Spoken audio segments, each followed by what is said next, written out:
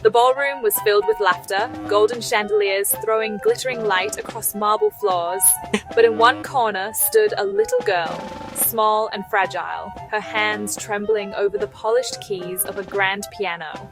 Her clothes were plain, her shoes scuffed, and yet her eyes carried a quiet determination that seemed to pierce through the grandeur around her.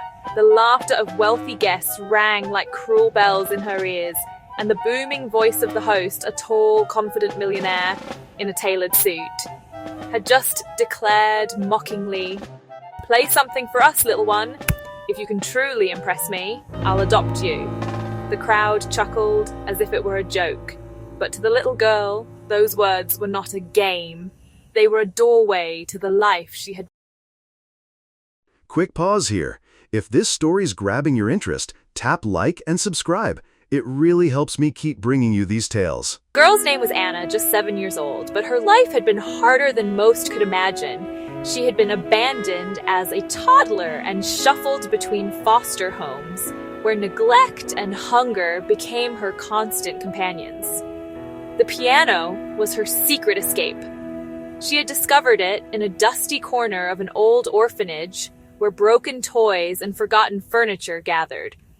Her fingers had found their way to the keys almost instinctively, pressing them one by one until a sound, imperfect but beautiful, filled the emptiness around her. From that moment, music became her language, the only way she could pour out the feelings she was too young to put into words. Now, here she was, standing in front of men and women who saw her as little more than a spectacle. Her heart pounded, and she wondered if she even deserved to sit at the piano in this glittering room. The millionaire who had spoken those words, his name was Alexander Gray, was known for his arrogance as much as his wealth. He wore success-like armor, always amused by the desperation of those beneath him. He had only meant to tease her, to entertain his guests with a show of cruelty, disguised as humor. But Anna didn't see it that way. For her, it was a chance. As her small hands hovered above the keys, she remembered the countless nights she had spent practicing with nothing but moonlight to guide her. She remembered how the nuns at the orphanage would sometimes hush her because she played too late. But she couldn't stop. Music was the only thing that made her feel alive. And now, with everyone watching, her soul demanded to be heard. At first, her fingers stumbled, a wrong note echoed, and someone in the crowd laughed. Alexander leaned back in his chair, smirking. But then, something shifted. Anna closed her eyes, shutting out the glittering chandeliers, the judgmental eyes, and the cruel chuckles.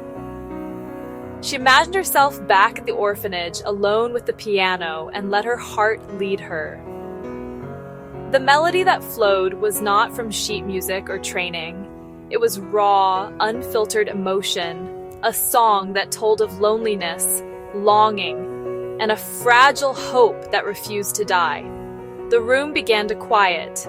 The laughter faded, replaced by a hush that spread like a ripple across the crowd. One by one, even the most skeptical guests fell silent as Anna's music wove its spell. Her small body swayed with the notes, her eyes still closed, and the sound that filled the room was unlike anything they had ever heard. It wasn't perfect. There were tiny mistakes, uneven rhythms, but the purity of her heart poured through every key she touched. Alexander's smirk faltered.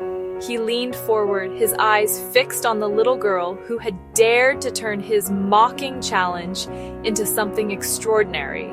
For the first time in years, he felt something stir deep inside him, something he thought he had buried under wealth, power, and pride.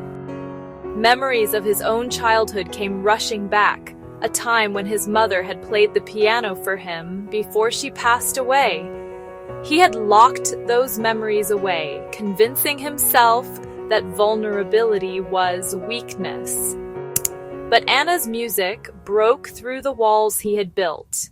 When the final note lingered in the air, the silence in the room was overwhelming. No one clapped, no one dared speak. All eyes were on the little girl who had just turned a cruel game into a moment of truth. She opened her eyes slowly, as if waking from a dream, and looked directly at Alexander. For a moment, she wasn't a scared orphan. She was a brave soul, demanding to be seen. Alexander's throat tightened. He wanted to laugh again to dismiss what had just happened, but the words wouldn't come. Instead, he found himself rising to his feet, his eyes burning with emotions he couldn't control. The room erupted into applause, but Alexander barely heard it. All he could see was Anna standing there with her hands still resting on the piano, waiting for an answer. The crowd expected him to continue the joke, to toss out another line and entertain them. But Alexander was no longer in the mood for laughter. In that moment, he realized how empty his life had become. He had money, power, and influence. But he had no family, no warmth, nothing real to hold on to. And here was this little girl who had just reminded him of the beauty of love, of pain, of hope. Anna didn't know if he meant what he had said before, but she held on to it with all her might. For her, adoption meant safety, love, belonging, everything she had never truly had. She stood there, vulnerable, waiting. Alexander walked toward her, each step heavy with the weight of his pride, crumbling. When he finally reached her, he knelt down so his eyes were level with hers.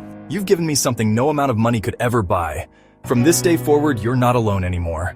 Tears welled in Anna's eyes, and for the first time in years, she allowed herself to believe. The applause grew louder as the guests realized they had just witnessed something unforgettable. But for Anna and Alexander, the world had shrunk to just the two of them. He wrapped his arms around her gently, and she clung to him as if afraid he might disappear. The story didn't end there. Adoption is never simple. It requires time, patience, and commitment. Alexander faced questions from friends and ridicule from those who thought he had gone soft. But he didn't care. For the first time in his life, he had a purpose beyond wealth. Anna, too, had to adjust. She carried scars from her past, fears that didn't vanish overnight. But slowly, with Alexander's unwavering support, she began to heal. The piano remained her sanctuary, but now it was no longer a lonely one. She played for him, and sometimes he would sit beside her, awkwardly pressing keys until they both burst into laughter. Months turned into years, and the bond between them grew unbreakable. Alexander discovered that true wealth was not measured by numbers in a bank account, but by the love you give and the lives you touch. Anna discovered that even the most broken hearts can find family in the most unexpected places. Together, they built a new story, one of hope, redemption, and music that would echo through their lives forever. If this story touched your heart, please take a moment to like this video, share it with someone you care about, and subscribe to Kindness Corner.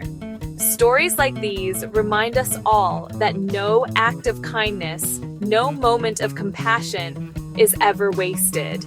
And before we close, I'd love to hear from you. If you believe that love can truly change lives, drop a comment below with the words, "Love always wins."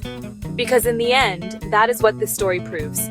No matter how broken the past, no matter how cold the world may seem, love and kindness still have the power to rewrite destinies. Music fades to gentle conclusion.